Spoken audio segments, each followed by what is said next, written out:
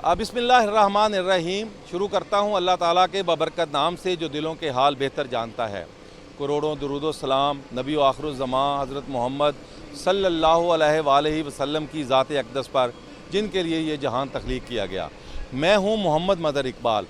एक हम फ़िक्रा बड़ा अरसे से सुनते चले आए हैं कि अगर फ़रात के किनारे, दरियाए फ़रात के किनारे कुत्ता भी भूखा और प्यासा मर जाए तो उसका जवाब भी क़यामत वाले दिन उमर से लिया जाएगा, उमर उसका जवाबदेह होगा। यानी कि दरियाए फ़रात के किनारे भूख और प्यास से मरने वाले कुत्ते का हिसाब किताब भी उस वक्त के सरबराह हज़रत उमर को देना होगा या उनसे लिया जाएगा। ये वो फ़िक्रे हैं जो हम बड़े आए तवातर के साथ पढ़ते आए हैं, सुनते आए हैं। आज हम बात करते हैं इसी तनाजुर में पाकिस्तान में होने वाले गंदम इंपोर्ट स्कैंडल की, और जिसकी बराह रास्त ज़िम्मेदारी उस वक्त के वज़ीर आज़म, वफाकी वज़ीर national food security, secretary food security और दीगर जो लोग हैं उन पर आयद होती है। अब बात यह है कि हम इस तरह की मिसालें, फ़रात के किनारे कुत्ता भी भूखा मर जाए, तो ये मिसालें तो देते आए हैं। अब हम इसकी ज़िम्मेदारी लेने को तैयार नहीं हैं। पाकिस्तान खैर आए रोज़ स्कैंडल्स की जद में रहता है, माली बद सब तरह के स्कैंडल, लेकिन इस वक्त पाकिस्तान की जो जड़ें जिस स्कैंडल ने हिला के रखी हैं वो गंदम स्कैंडल है।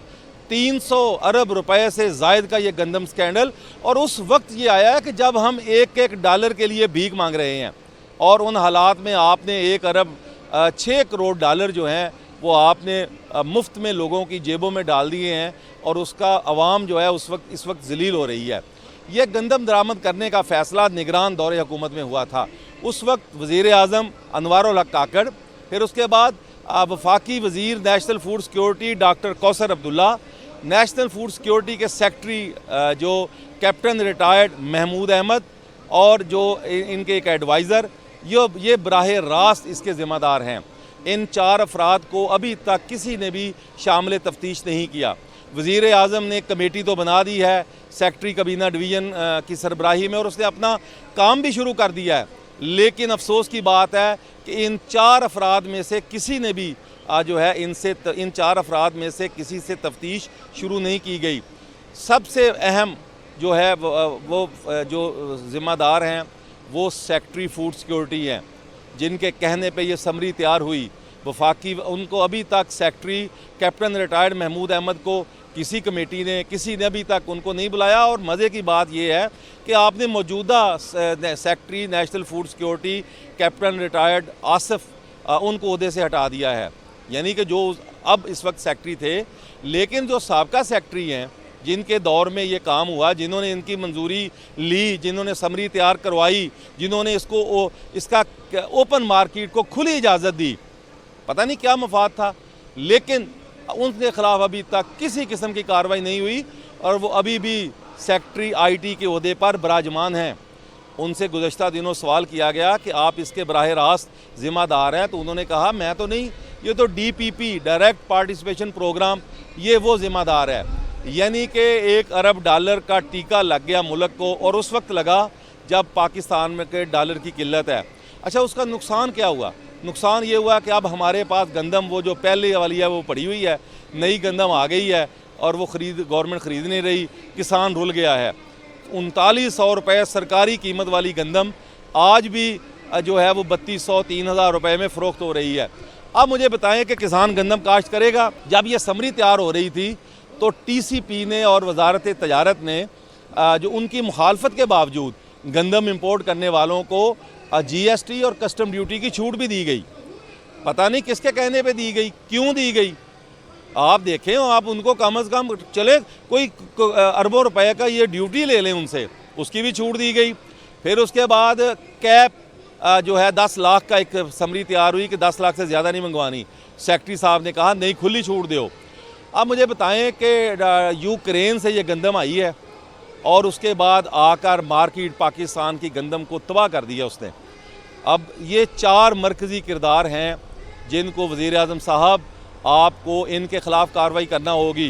वज़ीर आज़म, वफाकी वज़ीर national food security, secretary food security और एक एडवाइज़र फूड सिक्योरिटी, और वजारत ख़जाना, वज़ीर ख़जाना जिन्होंने डॉलर जारी करवाए, वो भी इसमें शामिल है बराबर के। अब बात ये है कि कैप्टन रिटायर्ड महमूद अहमद जो कि इसके मरकज़ी किरदार हैं, सारा काम तो सेक्रेटरी करता है, वो शहबाज शरीफ के चहेते हैं। इससे पहले वो पंजाब में मुतअद्दिद अहम ओहदों पर फाइज रहे हैं। नंदीपुर जो पावर प्लांट था उनके बारे में ये बताया गया है कि वो फर्नेस ऑयल पे वो चलना था, जल्दबाजी में अपने आका शहबाज शरीफ को खुश करने के लिए या जिसको भी उन्होंने वो जल्दी में चला दिया। फिर उसके बाद इनको उस ओहदे से हटा दिया गया। इनके ख़िलाफ़ तहकीकात भी हुई जो नंदीपुर करप्शन स्कैंडल की। फिर उसके बाद ये रिंग रोड जो पिंडी का रिंग रोड था उसमें भी स्कैंडल में मुलव्वस थे और ये गिरफ़्तार भी हुए। उसके बाद अब नैब ने इनके ख़िलाफ़ तहकीकात की थी। अब ये जो सबसे बड़ा स्कैंडल आया है 300 अरब रुपए का, और इसके ये मरकज़ी किरदार हैं और अभी तक उनको किसी को नहीं बुलाया गया और ना ही इनसे अभी तक किसी ने तफ्तीश की। और मज़े की बात है इसको सस्पेंड भी नहीं किया। यानी हुकूमत की आप देखें पॉलिसी के गंदम बाहर से मंगवा ली, ज़रूरत नहीं थी, अपने लोगों को नवाजा, आ गई।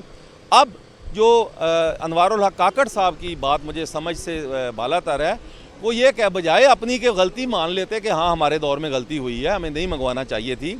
मंगवाने के बाद अब वो कहते हैं जी मेरे गंदम आने से गंदम सस्ती हुई है, आटा 100 रुपये वाला 60 में हो गया है।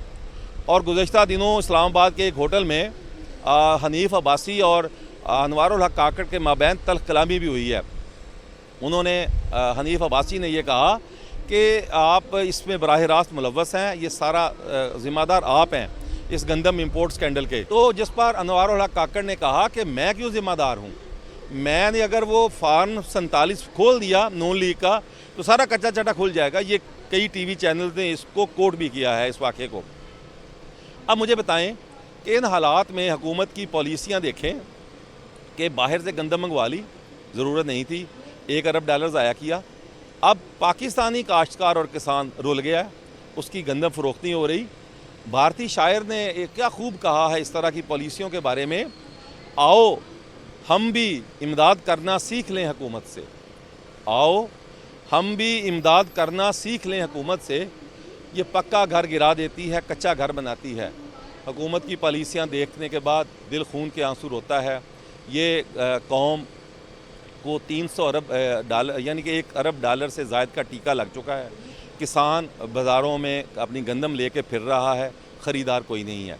और उसके बाद अभी तक हुकूमत जो है वो नवाज़ शरीफ शहबाज शरीफ को बुला रहे हैं, शहबाज शरीफ आगे उनको कह रहे हैं। और हमारे ज़राए ने कहा है कि उन्होंने जो फूड सिक्योरिटी है उनका ये कहना था हुकाम का कि सूबों के कहने पे, सूबों के मुतालबे पर गंदम दरामद की। भाई किस सूबे ने उस वक्त उसके पास कितनी ज़ख़ीरा थी और कितनी की उन्होंने डिमांड की है, वो सारा कुछ सामने लाया जाए। अगर सूबे भी इसमें उन्होंने डिमांड की है, गलत की है, उनके ख़िलाफ़ भी कार्रवाई होनी चाहिए।